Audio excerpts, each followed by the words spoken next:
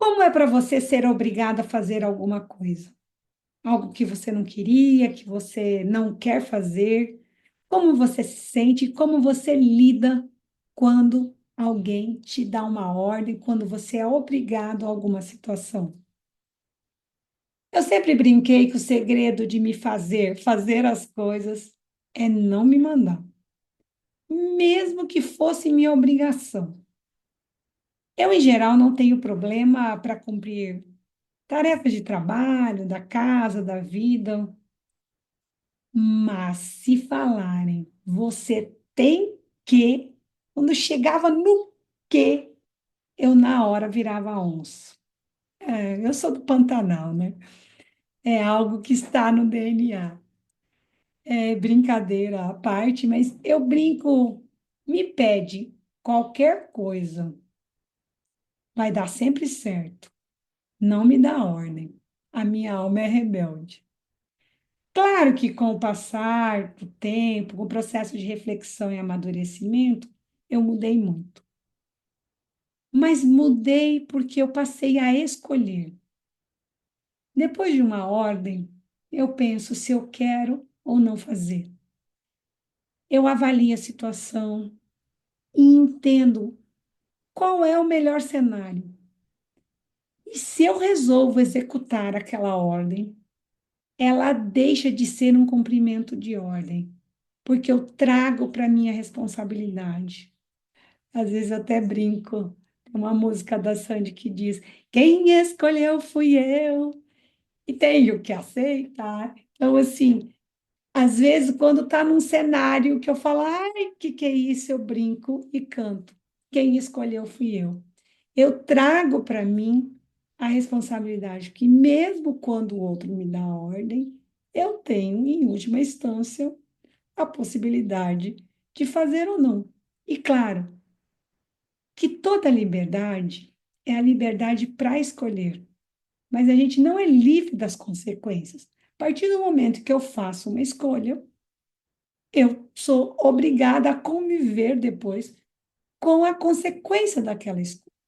Então, às vezes, em alguns cenários, eu opto por escolher algo, porque, dependendo da consequência, não me é conveniente fazer uma outra escolha.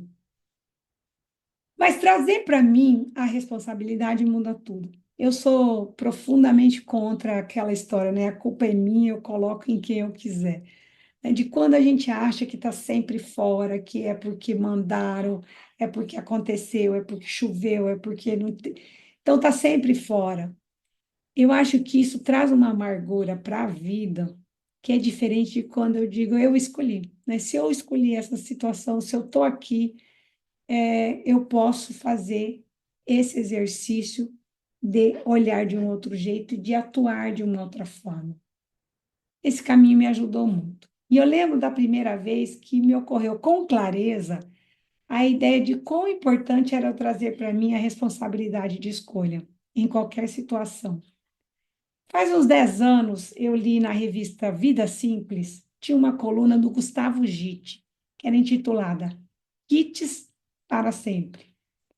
Tá na internet e vale super a leitura. Eu vou colocar depois aí o link para vocês verem. E ele fala que em vez de ceder, podemos fazer com alegria. Em vez de exigir, podemos liberar o outro de qualquer dia. Então ele vai dizendo que nas relações em geral, a gente é incentivado a ceder, falar, ai, faz isso, faz pelo outro, né? Um relacionamento aí de marido e mulher, ó, seu marido quer, faz por ele, cede, é preciso ceder para ser feliz, né? Você quer ser feliz ou ter razão. Então ele fala muito que a gente é ensinado a ceder para o outro. E ele diz que ceder é sempre no sentido de ignorar a nossa liberdade. E se eu cedo, eu vou exigir que a conta vai chegar, eu vou exigir do outro, porque eu vou ignorar também a liberdade do outro. Porque se eu ignoro a minha, eu vou ignorar a do outro. E ele diz que a pessoa que mais faz por obrigação é exatamente a pessoa que mais obriga o outro. E que esse exigir é a ação que mais destrói uma relação e que é um tipo de violência. E a gente pode exigir de várias formas, né? Com olhar, com atitudes indiretas. E exigimos incessantemente, até ao pensar nos outros. Ah, eu estou fazendo pelo outro, mas você está num lugar de fazer essa conta. Então, ele, por exemplo, você tem que ser casado. E aí todo domingo precisa almoçar na sogra, você não gosta de ir, mas aí você vai porque é um hábito da família, você não vai dizer não, e você vai indo, mas você vai indo pelo outro, você não está escolhendo aquela situação, você está se vendo sem saída.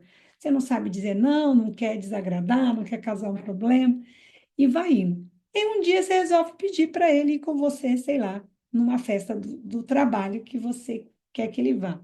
E ele te diz não, que ele não quer ir, que ele não conhece ninguém. Você vai provavelmente cobrar dele, mas eu vou toda semana, eu vou, faço seus gostos, eu vou lá almoçar na sua família todo domingo, eu não gosto de ir, você sabe que eu não gosto, eu vou, e você não pode fazer isso por mim, uma vez do ano, uma festa. Então, a conta vai chegar, porque você está fazendo pelo outro, você está cedendo, e você vai exigir essa conta. E ele diz que, na verdade, a grande sacada é se oferecer no ato mais revolucionário, ou seja, escolha aí. Se você quer ir, faça por você, faça com alegria, vai porque você gosta de ver ele feliz, gosta de ver. Escolha por você.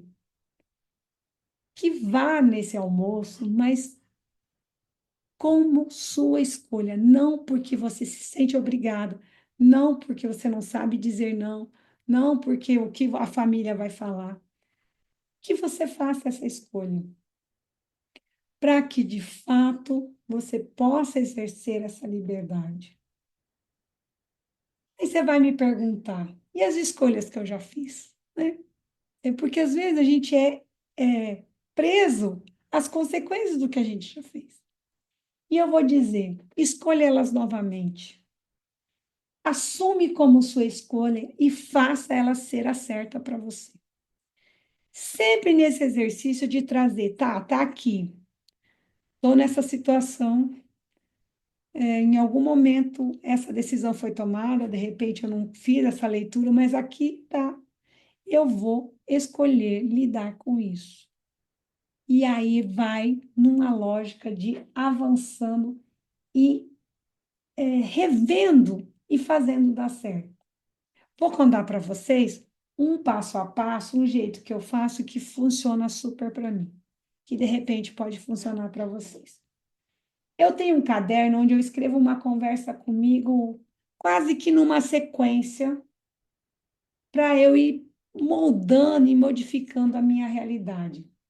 É um desses cadernos coloridos das folhas, né? Como se fosse uma sulfite colorida. Alguns eu pego de várias cores, que eu adoro poder brincar com isso. E eu vou escolhendo escrever ali com letras carranchadas mesmo, que depois nem eu consigo ler, a lápis. E eu começo assim, pelo que eu sou grato. Então, eu começo a escrever. Ai, a vida tá boa nisso, nisso, tô gostando de viver isso, nisso, nisso. E aí eu vou olhando para fora, para o que vai tendo no mundo e sendo grato. E escrevendo coisas que me acontecem, que eu gosto, que são boas. E vou escrevendo mesmo. Estou feliz por isso, estou grata pela situação tal, pelo meu filho estar fazendo isso e isso. E aí depois eu vou me dando muitos parabéns. Ó, tal coisa está acontecendo porque eu tenho feito tal coisa bem, eu tenho me esforçado nisso, nisso e está dando super certo. Então eu vou, olho para fora, agradeço o que está acontecendo, olho para o que eu tenho feito para que aquelas coisas aconteçam. E vou me dando os parabéns mesmo, assim, olha, você tem feito, olha, como você fez bonitinho esse papel, né? Olha o que está dando de resultado, tem seu dedo nisso. E eu vou me dando os parabéns. E depois eu vou fazendo numa linha de o que eu tenho feito que eu quero que seja diferente e como que eu posso fazer. Olha, tal coisa ainda não está bacana, e aí eu vou escrever, não, eu preciso pensar mais nessa e nessa situação, tem tal coisa que não está do meu gosto, e eu quero fazer assim, assim, porque eu quero esse resultado. E nesse exercício, igual você quer o que você deseja, né, que é um dos episódios que a gente já conversou aqui, eu vou clareando o meu querer, para eu não me perder nas coisas do dia a dia, né, nos desejos, no tanto de trabalho, nas demandas, e perder o foco do que eu quero. E aí, nesse processo, eu vou exercendo essa consciência da realidade e tomando decisões, trazendo para mim a responsabilidade de fazer dar certo, já estou nessa situação, o que que eu posso escolher aqui para que faça? Ao invés de ficar num desenho muito da reclamação, de que é fora, fui me coloquei, ai, se eu não tivesse, sei lá, casado aos 15 anos, né? Se eu não tivesse feito, se eu tivesse estudado, se eu tivesse. E que não tem mais como modificar nesse lugar o que já aconteceu. É uma escolha de algum momento da vida que a gente faz, e todo mundo as faz, e que hoje talvez as consequências não sejam o que eu gostaria de estar vivendo. E aí, como que eu modifico isso, né? Então, nesse exercício de olhar para a vida e voltar a escolher. O que que eu quero agora? Como que eu vou fazer? Para onde eu quero ir? E eu tenho esse contexto e como eu escolho nesse novo contexto que está desenhado agora. Não tenho mais como modificar o que aconteceu. Então, nesse exercício, da escrita mesmo. E com o tempo, eu fui percebendo, né? Eu li um livro que chama Terapia Narrativa, que é feita para profissionais, para psicoterapeuta.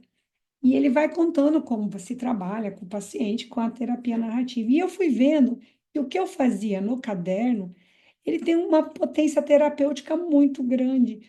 Por quê? Porque eu vou organizando a realidade, vou organizando os pensamentos como que se eu pudesse estar naquele processo de escrita, fazendo mais potente a leitura da realidade, vendo minhas potências, tomando mais consciência para poder escolher melhor, e assim eu vou conseguindo clarear o que eu quero para minha vida. E isso tem feito muita diferença. Tem, acho que uns 10 anos que eu faço isso de maneira rotineira, e ela vai me dando um senso de satisfação e de alegria, porque eu vou vendo o resultado do meu trabalho, porque eu paro para olhar para ele. Eu me sinto produtiva nesse lugar, não só de uma produção para o trabalho, mas de como que eu avanço no melhoramento, digamos, no auto-melhoramento. E aí eu vou trazendo para mim o desafio, vou pensando em como solucionar e vou trazendo para a minha realidade ações que podem, de fato, ir encaminhando a vida. Experimentem e me digam se está funcionando, se vai funcionar para vocês também. Comprem um caderno, gastem um tempo aí, 5, 10 minutos por dia, olhando para isso. A escrita, ela tem uma diferença da oralidade ou do pensamento somente, porque para escrever existe uma estrutura diferente, você organiza as ideias de uma forma diferente. Então, na hora que você lê, por exemplo, o que você vai escrevendo, você vai percebendo coisas que você às vezes não tem consciência só de pensar ou só de falar para alguém. Lhe dá uma outra possibilidade. Vale a pena tentar. Experimentem. Eu creio que vai valer a pena. Eu sou Cibele e este é o Insights Pedagógicos.